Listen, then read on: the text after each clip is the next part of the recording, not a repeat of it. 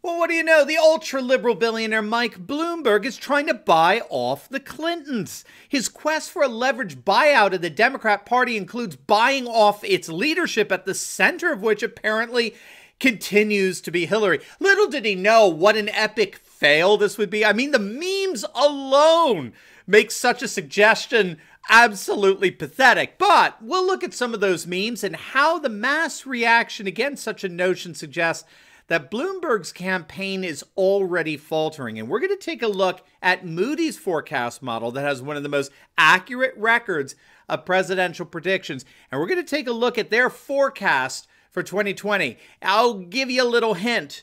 You're going to absolutely love it. Greetings, everyone. It's wonderful to be with you. As always, a very, very happy Monday to each and every one of you. If you haven't already done so, make sure to smack that bell and subscribe button. It'll be an absolute privilege to have you as a regular part of this channel, where we analyze current events in light of super awesome conservative trends so you can live in the present in light of even better things to come. Hey, let's start with a chat question of the day, shall we? We haven't done this in a while.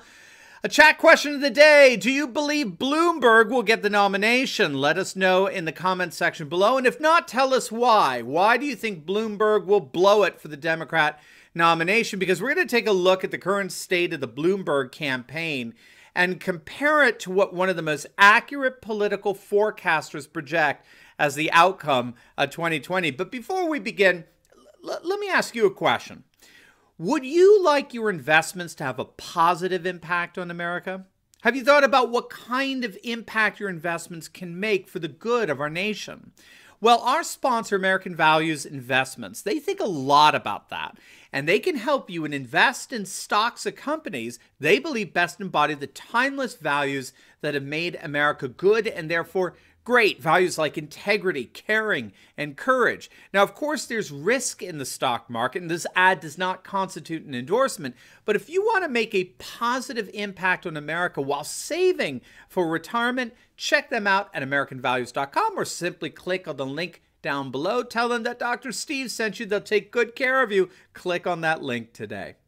All right, so let's dive right in here. I'm sure you're all aware that Mike Bloomberg, who's trying to buy the Democrat nomination, make no mistake on that, he turned heads on Saturday when the Drudge Report revealed that he was seriously considering Hillary Clinton as his running mate to be vice president. And, you know, I mean, the memes that came out almost immediately couldn't have said it better. You know, you had memes of Hillary saying, "Who knew Mike Bloomberg was suicidal?"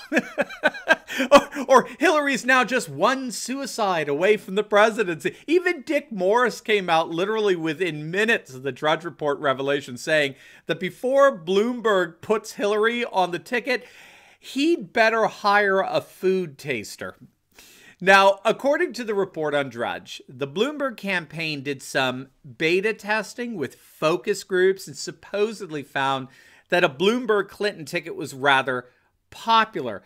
I don't know who they were case studying this with, but I think we all know the real reason why he's doing this. Bloomberg is trying to buy the Democrat Party with his $60 billion personal worth. He's determined to buy himself a political party, and as a part of that, he's got to grease its leadership. And so this is an obvious attempt to pay off the Clintons into supporting his attempt at a leveraged buyout. And so he may want to think again about that. I don't know, given the outcry among Democrats that accompanied the announcement, along with the, merciless lampooning from Republicans. The Bloomberg campaign has already distanced itself a bit from the notion that Hillary would be on the ticket, saying that they were focused instead on securing the nomination, but they certainly did not deny it. Did you notice that? And neither did the Hillary Clinton team. They're ecstatic that Hillary might be on the ticket. But think about it. Think about how this move by Bloomberg really reveals how pathetic the Democrat Party is right now. Think about it. Bloomberg isn't even a Democrat. He's an independent, as is Bernie Sanders. So the two front runners for the Democrat Party are an independent oligarch and an independent socialist. Let that hit you. There's no viable Democrat to run for president in 2020. I mean, you've got to let that hit you. The media won't tell you that, But there's simply no viable Democrat who can run an effective campaign for president. That's how far the Democrat Party has fallen. And to make matters even worse, this stunt to buy off the Clintons was just the latest in a bunch of gaffes that have haunted the Bloomberg campaign of late. First off, you should know that Bloomberg has already, as of this week, dumped $1/3 billion into this campaign. I don't know if you know that, but he's already outspent all of his competitors by far at this point. He is quite literally trying to buy this nomination, and he's being helped, by the way, to that end by the faltering and sputtering campaign of Joe Biden, who's turning out to be a total and complete disaster. But then you had the release of an excerpt from an audio tape when he was mayor of New York. This was back in 2015 at a conference in Aspen, Colorado, and he was addressing the crime-fighting tactic of stop and frisk that he used for years as a mayor, that Democrats hate, by the way. And he basically came out and said that cops were instructed by him to profile black men and Hispanics as suspects. He said that 95% of your murderers and murder victims fit one MO. You could just take the description, Xerox it, pass it out to all the cops. They're all male minorities between the ages of 15 and 25. And he went on to say that the majority of arrests in New York were of minorities, precisely because the majority of cops are in minority neighborhoods. And that's because the majority of crime happens in those neighborhoods. And so the way you get guns out of the hands of these minorities is you throw them up against a wall and you frisk them. I mean, these are the words coming straight out of his mouth. Doesn't bode well for Bloomberg among Democrats. You could be sure there'll be more tapes like that one. And as he climbs up in the polls, you'll start to see Democratic opposition research begin to leak those tapes over and over again. We now have him saying things akin to, if you have cancer at the age of 95, you just need to go home and die.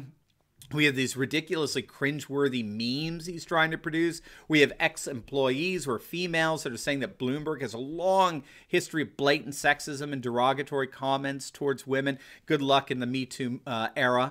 And the Gateway Pundit has featured an embarrassing moment when Bloomberg plays Mary Poppins on stage back in 2006. Make no mistake, Bloomberg is going to have a hard time here securing this nomination, let alone uniting the party behind him in a way that can even come close to the way in which Trump has unified the Republicans. We have to remember that Bloomberg, he was not a well-liked mayor of New York in his last term when he ran as an independent. He outspent his Democratic candidate, who's basically a no-name, no one of exception. But Bloomberg nevertheless had to outspend his near unknown Democratic rival by 14-1 and still only won by the narrowest of margins. He's not a popular figure. Think about it. Do you realize with Trump's successful criminal justice reform that he featured in that beautiful commercial during the Super Bowl, right? Trump signed a bipartisan deal that radically reformed the criminal justice system that even Van Jones complimented him on. And in the midst of that, you're going to run the leading proponent of New York City's stop and frisk policy that's centered on racial profiling? I mean, you know, stop and frisk was eventually ended because a judge found it blatantly unconstitutional. Moreover, Bernie Sanders, remember, is running a campaign against billionaires precisely like Bloomberg. Bernie and his supporters see Bloomberg as the fundamental problem of our nation, not its solution.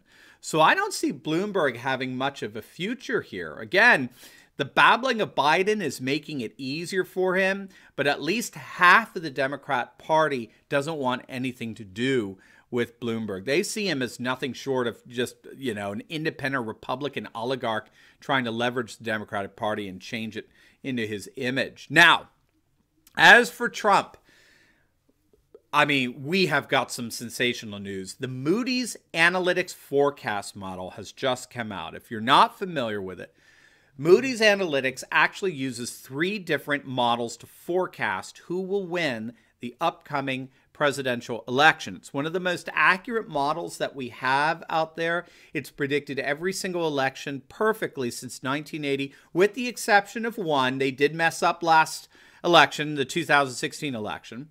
But they have 3 models, what they call the pocketbook model, the stock market model, and the unemployment model. Now, the pocketbook model focuses on how consumers feel about their own financial situation. You may not be aware, but 69% of Americans, according to Gallup, believe that they will be better off financially next year, which is a record high in terms of financial optimism.